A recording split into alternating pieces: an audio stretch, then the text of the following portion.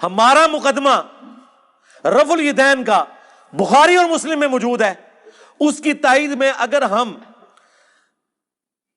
جز رفع الیدین سے یہ روایت لے کر آئیں جو روایت ہمارے نزدیک صحیح ہے، اگر کسی کی جرأت تو اس کا ذاتی اپنا کہ عبداللہ بن عمر ان کو کنکریاں مارتے تھے جو رفع الیدین سستی کی وجہ سے چھوڑتا تھا. کوئی کہتا ہے جی ٹھیک ہے، کئی محدثین نے اس روایت کو صحیح کہا لیکن میرے نزدیک صحیح نہیں ہے، میں اس لیے تائید میں پیش کروں گا. میرے نزدیک ایک تو وہ صحیح بھی ہے، دوسرا میرا اصلی مقدمہ تو بخاری مسلم میں ہے رفع الیدین کے ساتھ. صلو کما رأیتمونی اصلی، کہتے ہیں جی بتاؤ رفع الیدین کا حکم کہاں ہے؟ بخاری مسلم دونوں میں رفع الیدین کا حکم موجود ہے.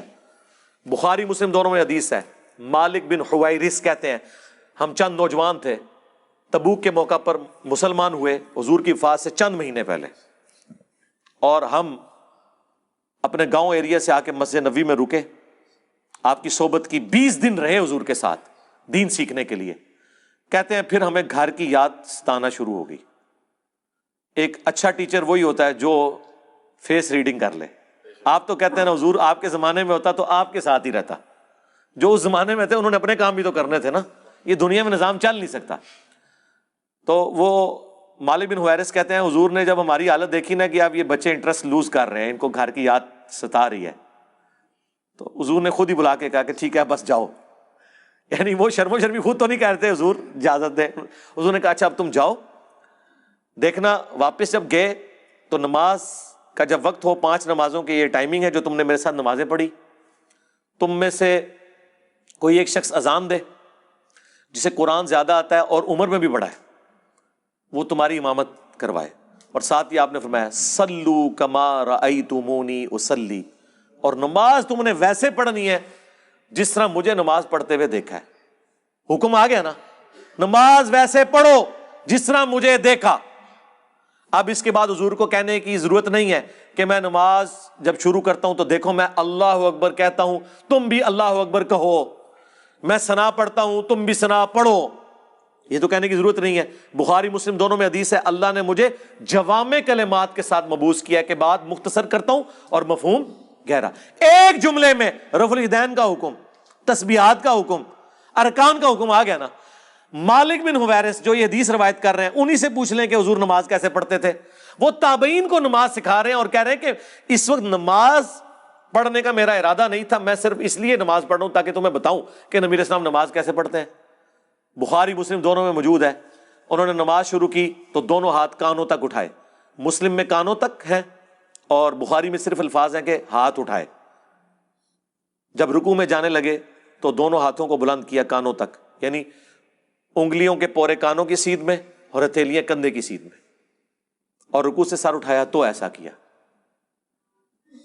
اور بخاری میں یہاں تک ہے کہ مالک بن حویرث ہر طاق رکعت میں جب تک بیٹھ نہ جائیں دوسری رکعت کے لیے کھڑے نہیں ہوتے تھے، یعنی پہلی اور تیسری رکعت میں بیٹھ کے اٹھتے تھے، یعنی جلسہ استراحت. نبی اسلام سے انہوں نے دیکھا.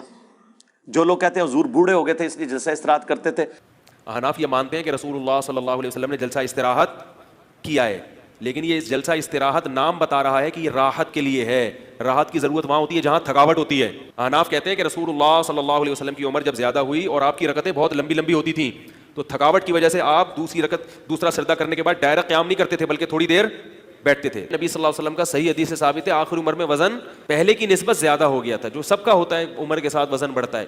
تو حضور نے مالک بن حویرث کو کیوں نہیں کہا کہ میں بوڑھا ہو گیا ہوں، تم نے ڈائریکٹ کھڑے ہونا ہے پنجوں کے بل؟ اور وہ پھر ضعیف روایت ترمذی سے لے کے آتے ہیں، امام ترمذی نے خود لکھا یہ روایت صحیح نہیں ہے. دیکھو اندازہ کرو، ہماری روایت بخاری مسلم میں، اور اس سے بڑھ کر بخاری میں 6251 نمبر حدیث ہے. ایک صحابی نے جب تیزی سے نماز پڑھی تھی، حضور نے کہا السلام علیکم کا جواب دیا، وعلیکم السلام کا، دوبارہ نماز پڑھ تو انہوں نے نماز پڑھی 3 دفعہ ایسے ہوا. چوتھی بار اس نے کہا حضور سکھا دیں. آپ نے فرمایا تھا سکون سے وضو کرو، قبلہ رخ کھڑے ہو، قرآن پڑھو، رکوع میں جاؤ. پھر آپ جب سجدے میں پہنچے آپ نے فرمایا سجدہ کرو، پھر 2 سجدوں کے درمیان بیٹھو، پھر دوسرا سجدہ کرو، پھر بیٹھو، اور پھر اگلی رکعت کے لیے کھڑے ہو. یہاں تو حضور نے حکم دیا جلسہ استراحت کا، حنفیوں نے چھوڑ دیا. تو ہم تو اصلی روایتیں بخاری مسلم میں جس پہ ساروں کا اتفاق ہے، جسے کوئی ضعیف نہیں کہتا، اس کی تائید میں وہ روایتیں لے کے آتے ہیں جن میں اختلاف ہے. آپ تو سٹارٹ ہی وہیں سے کرتے ہیں کہ جس میں اکثریت ضعیف. 24 محدثین نے ابن مسعود کی حدیث کو ضعیف کہا ہے، 24 ڈبل 12، سوری وہ یہ نہ ہو آپ کہیں وابی کے بھی 24 بنتے ہیں اور گد کے بھی 24 بنتے ہیں، حروف ابجد، ڈبل 12، جن میں احمد بن حنبل جیسے بڑے امام، عبداللہ بن مبارک جو احمد بن حنبل سے بھی بڑے امام ہیں، امام حنیفہ کے اپنے شاگرد، ان کا قول 256 نمبر حدیث کے کانٹیکسٹ میں امام ترمذی نے نقل کیا کہ عبداللہ بن مبارک کیٹاگوریکلی کہتے تھے کہ رفع الیدین کرنے والے کی حدیث ثابت ہے اور نہ کرنے والے کی حدیث ثابت نہیں ہے۔ وہ کراچی کا مفتی کہتا ہے نہیں انہوں نے سند پہ بحث کی ہے، سرکار سند پہ نہیں، انہوں نے آپ کے پورے رفع الیدین کو فارغ کیا ہے۔ وہ کہتے ہیں ابن مسعود کی حدیث ثابت ہی نہیں ہے، اور امام ابو داؤد نے بھی کامنٹس نقل کیے وَلَيْسَ بِصَحِيحٍ عَلَى هَذَا الْمَعْنَى کہ یہ ابن مسعود کی حدیث ان معنوں میں درست نہیں ہے۔ اور یہی روایت مشکات والوں نے جب نقل کی، انہوں نے بھی ابو داؤد کے کمنٹس نقل کیے ساتھ۔ یہ لوگ اپنے جعلی مسئلوں کے ثبوت میں وہ روایتیں لے کے آتے ہیں جنہیں اکا دکا محدثین نے صحیح کہا ہوتا ہے، باقی صاحب نے ضعیف۔ ہم اپنے اصلی مسئلوں میں جن کی جڑ قرآن بخاری مسلم میں موجود ہوتی ہے، اس کی تائید میں وہ روایتیں لے کے آتے ہیں جن کے اوپر تھوڑا بہت اختلاف ہوتا ہے۔ ہماری اصل تو وہاں ہے۔